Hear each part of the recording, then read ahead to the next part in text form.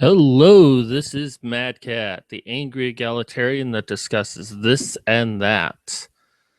Today, we're going to be trying to do something a little bit different. I'm waiting for the video to start to see how the sound comes in.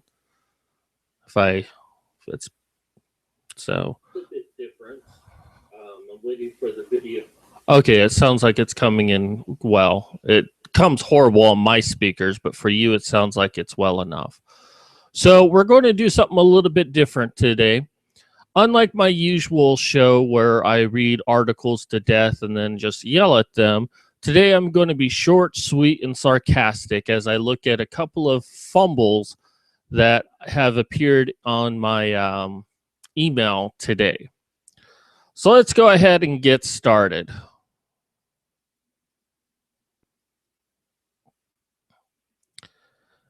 Vote Trump and get dump. Campaign asks women to stage a sex strike against misogyny. Yeah. So let's read this little brief thing here.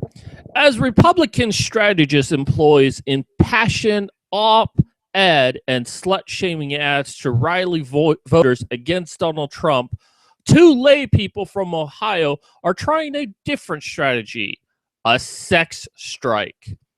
Early this month, 28-year-old Chandler Smith and her husband built a website to get women to pledge that they won't date, sleep with, or canoodle with anyone who supports the candidate. They're calling their nascent movement Vote Trump, Get Dumped. Well, it's clever of a title. I'll give them that. But are you fracking serious? You complain when men think of women as sex objects, just there for their pleasure, and now you're using that same thing to try to coerce men into voting a certain way. First off, who you vote for is confidential information. Guys, don't tell girls who you vote for, ever. But this is a feminist who's trying to get women to use their sexuality to try to influence change. I mean, no different than any other girl who tries to use her sexuality, but they're openly admitting it now. Before, it was always like, well, that's just sexist to say that women use their sexuality to get things they want. Now you're actually proving it. This is beautiful. I mean, I don't really like Trump. I don't want any of them to win, but my God, this is beautiful. This is awesome. By the way, if you are watching, feel free to tune in.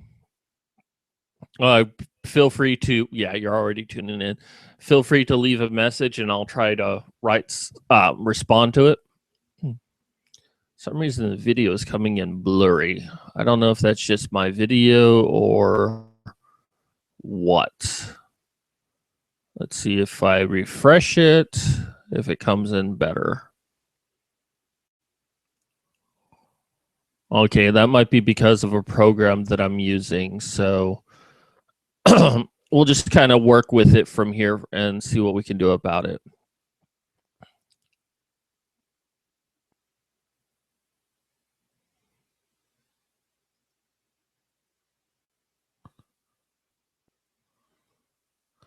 Okay, the independent Florida alligator. Student doesn't find love at a feminist event. I wouldn't expect one to find love at a feminist event. I mean, unless it was like speed date a feminist. Oh, wait, that's what it was. Speed date a feminist. Well, okay, but just because you went to a speed dating doesn't mean you're guaranteed to get a date with a feminist, right? I mean, just because a woman rejects you doesn't mean that she's obligated to be with you. Unless it's an event that has nothing to do with speed dating. It's called Speed Date a Feminist, and it was about 20 students sat across from each other in two rows to discuss what feminism means to them. Are you fracking serious? Do you understand what the concept of speed date is? It's you talk to someone real quick, exchange information, see if there's chemistry, and if at the end they fill out a paperwork that they liked you, then the organizers will give you phone numbers to contact each other. That's what a speed date is. It's not a place to say, oh, well, this is what I think about feminism.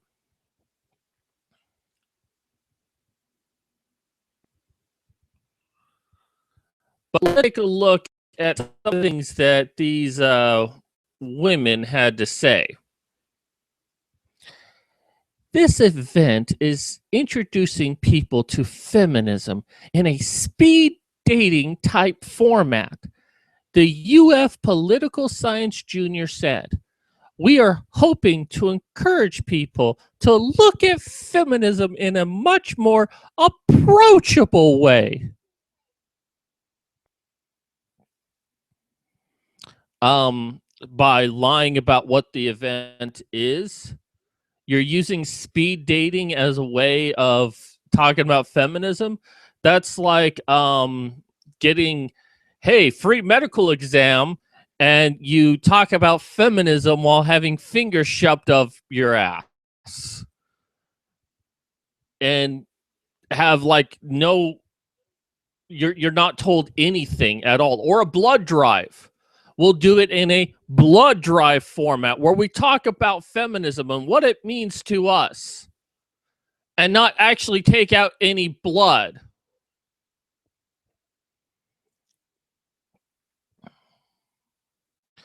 Let's see what another student has to say about this.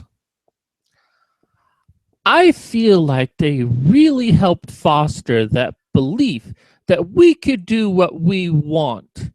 If you give the money to young girls, you can help them realize their potential.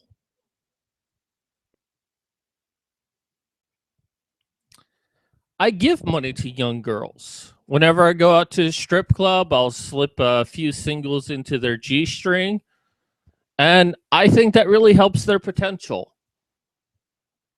But I mean, this is a very telling statement right here. I feel like if they really help foster the belief that we could do what we want, not believe that we could do anything we want, but to believe we can do what we want, this is more telling that this is a power struggle for feminists, that they want to be able to do whatever they want without any of the responsibility. It's right there in your words. Emily Neves, a UF political science student, said she feels feminism isn't accepted by everyone. Duh? Like, oh my God, it's not accepted by everyone? That's why we have, like, I don't know, anti-feminists? Wow, you're going to college? I thought college was a place full of smart people. Instead, it's full of feminism. But let's see what she has to say. There are a myriad of reasons why feminism isn't accepted. The largest one is people not knowing what feminism is. I'm quite certain I know what feminism is and that you actually don't. Try watching any of my videos and you can see what feminism is. By the way, tell me what you think of the voices, and hopefully by next video I'll solve this fuzziness issue. Okay, so hold on, let me zoom this up for you.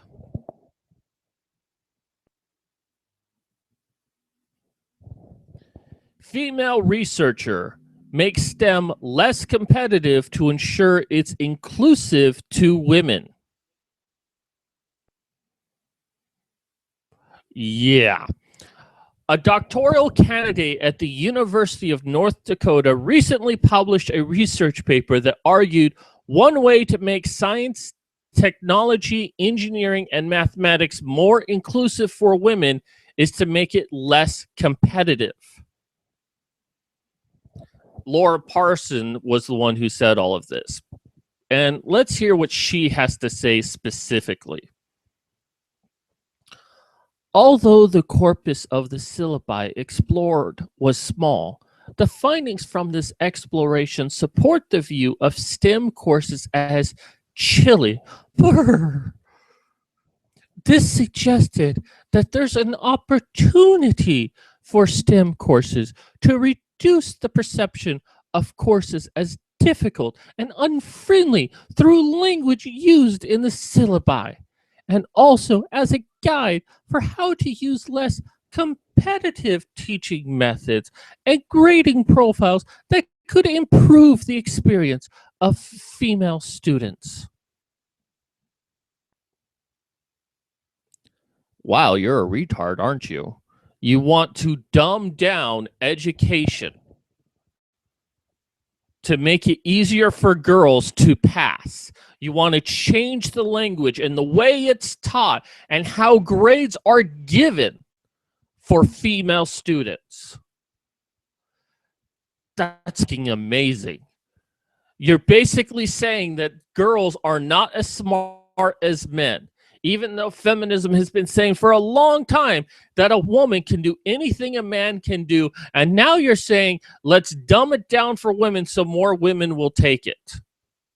There's a reason why there's such a high standard for STEM. It's supposed to represent our smartest in the world. So Professor Stephen Hayward had something to say on this.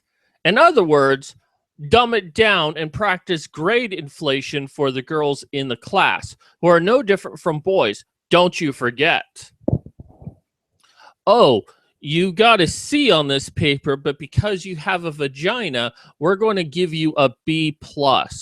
Oh, you started crying? Oh, that must be traumatizing for you. Okay, let's give you an A-. Oh, you're also black? Okay, let's give you an A+. Oh, you're also a lesbian? Well, let's just say you've passed every test in this course. You don't really need to know anything. That's what you're doing.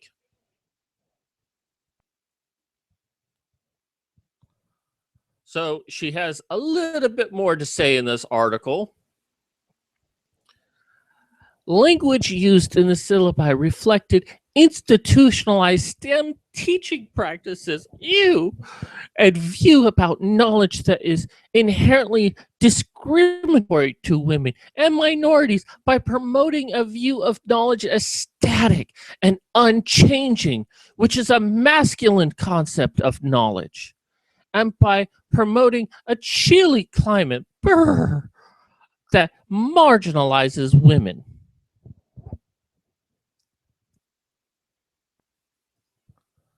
So facts, that's what they're complaining about. They're angry because STEM uses facts, has knowledge that is static and unchanging. A masculine concept? Facts is a masculine concept? Are you fracking serious? You want to teach dynamic information that's constantly changing? No. The laws of physics are pretty much what we call the laws of physics. And while it is possible for our understanding to grow and understand things in a new way, it remains relatively unchanged. If I drop a ball from my hand, it's going to fall to the ground. Are you saying that that's a masculine concept? Is gravity a masculine concept? Well, I guess it is, since it's always holding women down. But if you want better production value for this, just go ahead and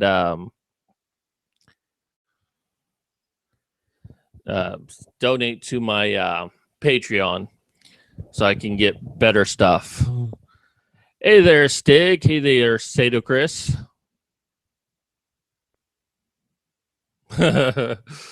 My experience in STEM has been, are you good at it? And only two answers to that question: yes, or I quit. So, yes, women want it dumbed down for them. They want it to be basically also have a grading curve that recognizes that women are not as good at this so they can pass. That way we can get more women into STEM. But let's look at one final article. 4 GOP lawmakers reject bill to promote women in science. The House easily passed 2 seemingly non-controversial bills on Tuesday to encourage recruiting women for science careers. But 4 male conservative Republicans broke rank with all other lawmakers and showed up to vote. The first of the 2 measures, which would authorize the National Science Foundation to use its entrepreneurial programs to recruit women, passed 383 to 4. The other bill passed 380 to 3. Would require NASA develop a plan for facilitating mentorship programs between established scientists and female K through 12 students interested in science fields.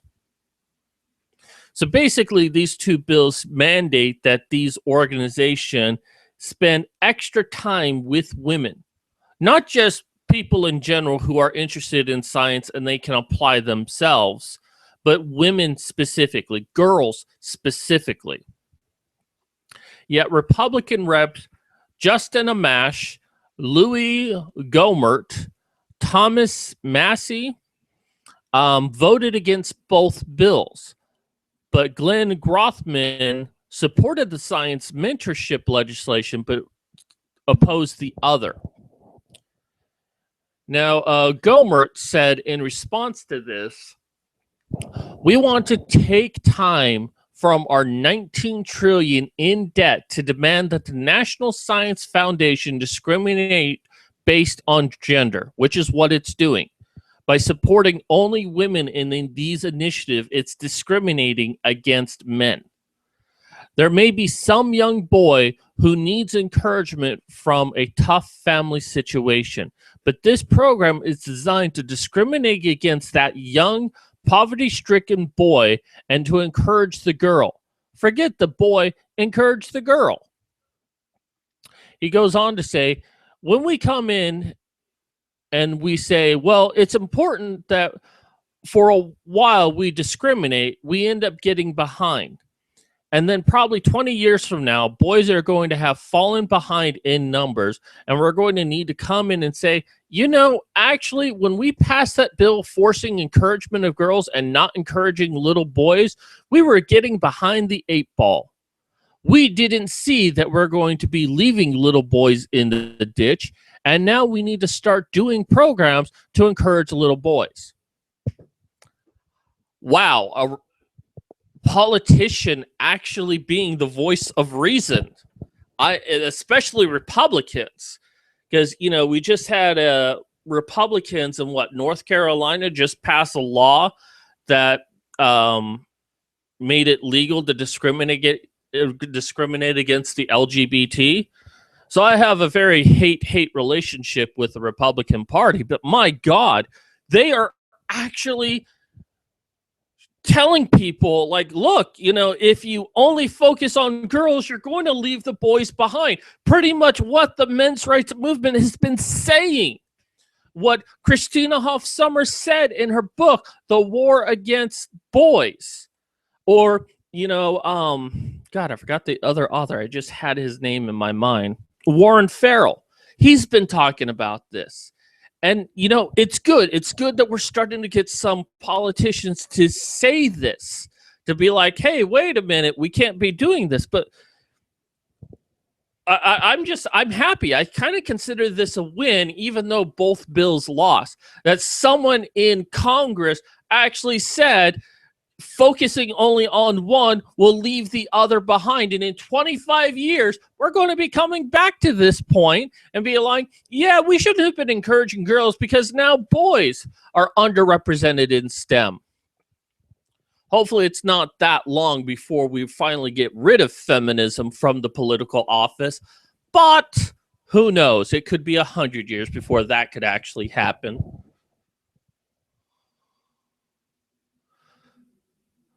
So, once again, I apologize for the blurriness. Hopefully I'll get that fixed by the next video. Let me know what you thought about me doing the voices, and I'll try to do more of those in the future. That's going to do it for me today. This, again, was just doing a quick video. Hopefully you enjoyed it. If not, well, hit subscribe anyways and tell me what I did wrong, and I'll try to fix it. Anyways, this is Mad Cat signing off.